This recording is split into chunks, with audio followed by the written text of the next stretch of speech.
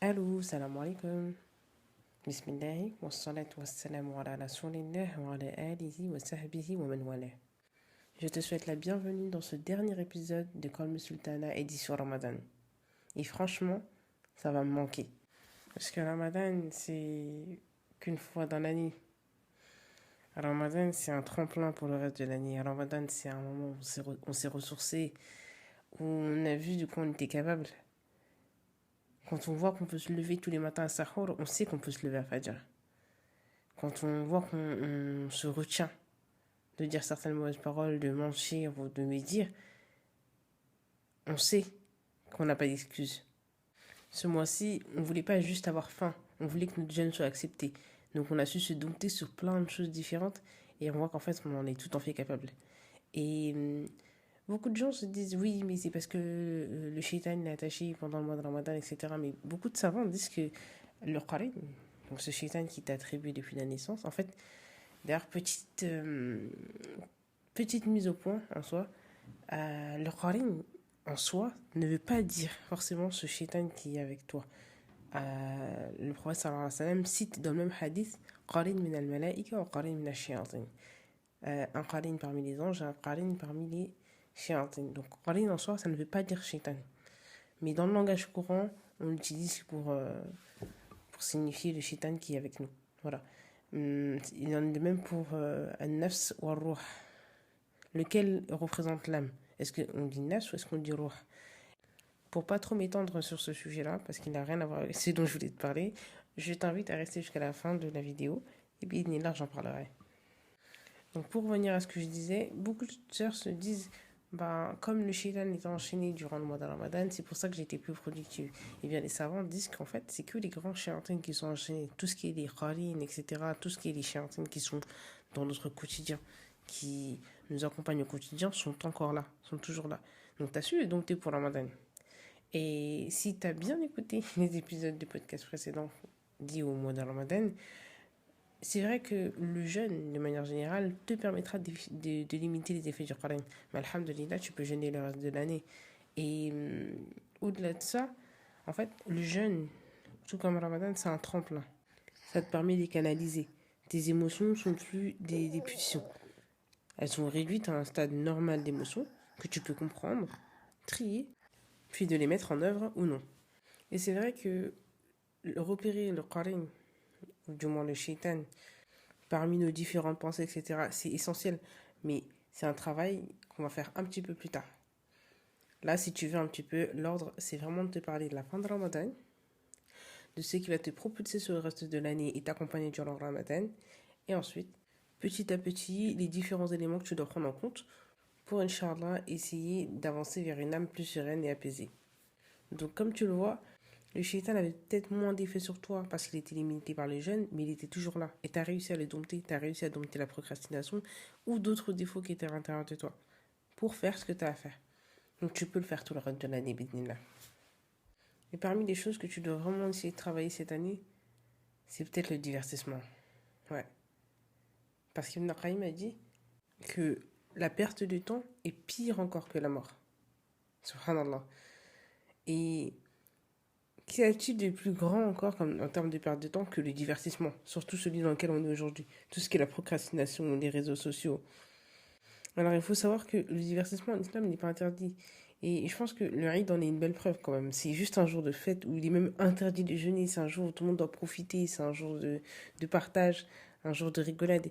Et je pense qu'il y a un beau hadith de Abu Bakr ibn Abdillah qui illustre cela. Il dit que des compagnons pouvaient, pour plaisanter, se lancer des pépins de pastèque les uns sur les autres pour plaisanter. Mais quand il y avait une situation qui nécessitait qu'ils soient sérieux, alors on voyait que c'était des vrais hommes. Donc ils avaient ce juste milieu. Et on voit à travers plusieurs versets ou plusieurs hadiths que avoir une part de ce dunya et avoir une part de légèreté dans le dunya n'est pas une mauvaise chose. Plaisanter et rigoler, mais avec des limites. Et la limite, c'est justement ce qu'on n'a plus aujourd'hui. Alors ce Eid, profites-en. Plaisante, ris avec tes proches et la joie dans le cœur. Fais plaisir à ton âme. Mais prends garde à ne pas dépasser cette limite. Quand le Eid sera terminé et que l'année va reprendre, bismillah, ne rentre pas dans des divertissements interdits.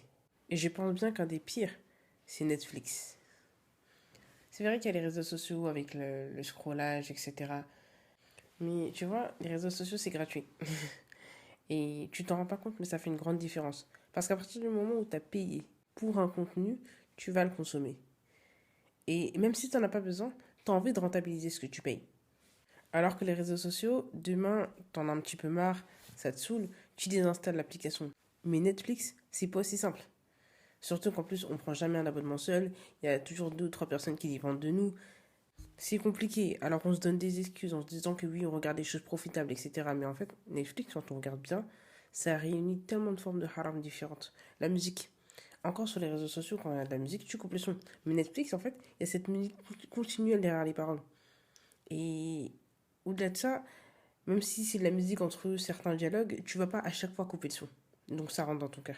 Et les compagnons ont dit, la musique fait pousser l'hypocrisie dans les cœurs comme l'eau fait pousser l'herbe. Aussi, la mixité, on s'en rend pas compte, mais au final, on regarde des hommes et des femmes via Netflix. Et on les encourage à eux aussi se mélanger. Voilà, je ne vais pas rentrer dans les détails de ce que c'est, mais il y a tellement de divertissements haram qu'on adopte aujourd'hui, et je pense que chacun d'entre nous sait les déviances de son âme et sait ce qu'elle doit abandonner pour se rapprocher de son Seigneur. Pour continuer, il faut savoir que le Eid, en termes de jama'a, en termes d'union, de mahabba, de partage, c'est une grande ni'ma. Et une méditation que j'avais la dernière fois, c'est l'histoire du Samaritain.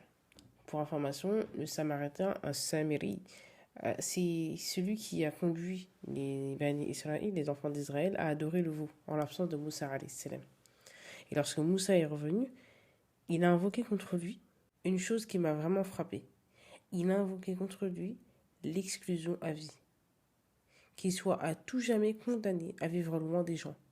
Et que personne ne puisse se toucher et qu'il ne puisse toucher personne. Pour le grand péché qu'il a fait, c'est cette dua-là que Moussa alayhi salam a fait contre lui. On voit donc à travers cet exemple qu'en fait, la mahabba, l'union, le fait de fréquenter les gens, surtout les gens de bien, c'est une ni'ma d'Allah. Et que l'inverse, c'est un châtiment. Alors fêtons ce Eid ensemble. Fêtons-nous de la bonne humeur, pardonnons-nous, ayons du beau soupçon les uns des autres. Faisons la fête, dans les limites du halal bidnillah. Et si tu connais une sœur qui est seule, qu'elle soit convertie ou juste isolée, n'hésite pas à l'inviter. Prends cette bonne action. N'oublie pas que pendant le Ramadan, tu t'es forcé à plusieurs actions de l'aumône et que le sourire est une charité. Que partager un repas aussi, c'est une charité. Que le prophète sallallahu alayhi wa sallam nous a dit, faites-vous des cadeaux. Alors offre-lui une invitation. Pour terminer, je sais qu'après l'Aïd, une fois chez nous, on pense tout à ces doigts qu'on a dû faire pendant les Laylatul Qadr. Est-ce qu'elles vont réellement être exaucées? Quel va être notre destin cette année? Est-ce que tu vas obtenir cette guérison que tu as invoquée? Est-ce que tu vas avoir ce mari pieux que tu as demandé? Est-ce que tu auras plus de lettres? Eh bien ma sœur, quoi que je lui ai demandé, qu'il soit un bien pour toi, qu'Allah te l'accorde et te le facilite. Et sache qu'Allah, par sa miséricorde, a fait que les temps d'invocation sont multiples et variés. Rien que la pluie, le sujoud, après l'Aden, les invocations de tes parents, lorsque tu jeûnes, même en dehors de Ramadan. Alors invoque, et ne cesse d'invoquer comme Ibn Qayyim m'a dit, il est important de savoir insister dans sa Torah, et de savoir qu'un jour ou l'autre elle sera répondue. Et surtout, ma sœur, n'aie pas d'anxiété face à ton destin. De par mon expérience avec la thérapie, je sais qu'il est possible que certaines sœurs n'ont probablement rien invoqué. Elles n'ont rien invoqué pour elles durant ces nuits d'Al-Qadr. Elles n'ont pas demandé à avoir plus. Seule la peur et l'anxiété ont motivé leur dua. Allah, protège-moi d'avoir un cancer. Protège mes enfants qu'il leur arrive ceci ou cela. Protège-moi qu'un tel ou un tel m'attaque. Ma sœur, vraiment, apaise-toi et canalise ton waswas. Comme j'ai dit dans l'épisode précédent, le qadr fait partie du ghaib. Et le meilleur pouvoir, comme le prophète sallallahu alayhi wa sallam nous a dit, la dua est l'arme du croyant. Le seul moyen que tu as d'avoir le ghaib, le monde de l'invisible, le Jannah, d'avoir le futur dans ta main, en ta faveur, c'est la dua. Et comme a dit Omar, à partir du moment où j'ai invoqué, je n'ai plus de doute que je serai exaucé. À partir du moment où tu as invoqué Allah subhanahu wa ta'ala, tu ne sais pas quand, tu ne sais pas comment, mais sois sûr que ça va arriver. Alors, patiente et observe le spectacle. Attends de voir comment ça va se dérouler sous tes yeux. Et quoi qu'il t'arrive, dis Alhamdulillah. Allah, il est pour son serviteur ce qu'il pense qu'il est. Si tu as une bonne opinion d'Allah subhanahu wa ta'ala, tu ne verras devant toi que le bien. Le destin est tel que quoi qu'il t'arrive, il faut toujours que tu te dises que c'est Allah qui a voulu ça pour toi. Et les savants, ils classifient les épreuves en plusieurs catégories. Ils disent qu'il y a ces épreuves qui viennent directement d'Allah subhanahu wa ta'ala et qui frappent l'homme. Comme par exemple une inondation, une forte pluie. Et le degré le plus haut, c'est ces épreuves qui effectivement viennent d'Allah, mais sont la cause d'autres personnes. Et celles-ci sont les épreuves des prophètes alayhi wa sallam. Je te donne un exemple. Et je les donne souvent en thérapie en plus. Estimons que il y a une forte pluie dans ta ville et de l'eau entre chez toi. Donc ton tapis finit tout mouillé, voilà, tes affaires, tes fournitures, tes meubles, tout est mouillé. Qu'est-ce que tu vas te dire? Tu vas être triste effectivement, mais au fond tu vas te dire Qadar Allah, c'est Allah qui l'a voulu, je pouvais rien. Non. Mais imaginons que la même situation ait lieu, mais cette fois-ci, c'est ton enfant ou ton mari qui a laissé un robinet ouvert. Le robinet est resté ouvert pendant je ne sais combien de jours et ça a mouillé tout ce qui était chez toi. Au même niveau d'eau que s'il n'avait plus. Mais la différence, c'est que quelqu'un en est la cause. Et bien là, ce sera dur pour toi de te dire Qadar Allah. Pourtant, dans une situation comme dans l'autre, c'est Allah qui l'a décidé. Et j'ai réalisé que je n'ai jamais réellement compris le sens de cette classification des savants tant que je n'avais pas médité l'histoire de Yusuf alayhi salam. Quand on me l'a expliqué pour les premières fois, j'étais assez jeune. Et je me disais, mais comment est-ce qu'il a fait pour pardonner à ses frères? Je leur aurais jamais pardonné. Mais pourquoi est-ce qu'ils lui ont fait ça? Je me posais beaucoup de questions. Jusqu'à ce qu'à un âge adulte, ces versets du Coran m'accompagnent encore une fois. Et que je commence à réfléchir et me dire, en fait, c'est Allah qui l'a décidé. Quelle que soit la situation, quelle que soit la configuration, Youssouf aurait vécu ce qu'il a vécu. Si même il avait fallu qu'il se perde dans la forêt, par exemple, et que quelqu'un le prenne et le ramène en Égypte, et qu'il vive ce qu'il a vécu, il l'aurait vécu. Ça n'a rien à voir avec ses frères. C'est le destin qu'Allah lui a écrit. Et quand j'ai compris ça, c'est comme si moi aussi j'avais pu enfin pardonner à ses frères. Bien sûr, je ne suis personne pour pardonner ou non. En réalité, c'est Allah qui leur a pardonné, qu'Allah les préserve et qu'Allah leur accorde à tous cette Jannah. Mais juste que quand on me l'avait raconté, j'étais assez petite, j'étais assez jeune. Et en grandissant, j'ai pas pris le temps de méditer cette histoire avec des preuves du Coran et de la Sunna, avec sagesse. Et je pense que je n'ai toujours pas terminé, mais là, je pense que j'apprendrai jusqu'à la fin de ma vie les sagesses de cette histoire. Mais cette méditation-là m'a beaucoup apporté. Je me suis dit, en fait, quand Allah décide d'une chose, peu importe comment elle va venir, d'où est-ce qu'elle va venir, elle viendra. Alors dis-toi la même chose. Si Allah m'a décrété quelque chose, peu importe d'où il viendra ou comment est-ce qu'il viendra, ça viendra.